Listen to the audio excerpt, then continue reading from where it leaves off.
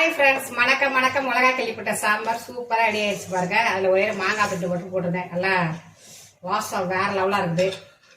கொத்தமல்லி தலையை போட்டால் சாம்பார் ஃபினிஷ். வேற பாத்திரத்தில் மாற்றி வச்சுட்டு கலவரத்துக்கு எடுத்து போடலாம்.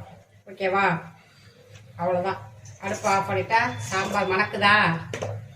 மணக்குது. கீரை பொரியல் செய்யும் போது அந்த பச்சை கலர் மாறாமல் இருக்கிறதுக்கு லாஸ்ட்ல தான் உப்பு போடணும். ஃபர்ஸ்டே உப்பு போடக்கூடாது. லாஸ்ட் இறக்க போறப்ப உப்பு தேவையான உப்பு போடணும். ஏன்னா கீரை வெந்ததுக்கு அப்புறம் கொஞ்சமாயிரும். ஃபர்ஸ்ட் நீங்க உப்பு போட்டாலும் உப்பு கைக்கும், கீரை கலரும் மாறிடும். ஓகேவா?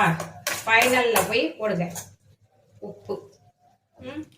இந்த கீரை வெந்துட்டு இருக்கும்போது இது மேல அந்த சட்னியை வச்சு சூடு பண்ணிட்டேன். சட்னியை டைரக்டா அடுப்புல வச்சு எப்பவுமே சூடு பண்ணக்கூடாது. ஒன்று சுடுதண்ணிக்குள்ள வைக்கிறேன், இது மேலேயாவது வச்சுதான் சூடு பண்ணணும். ஓகேவா?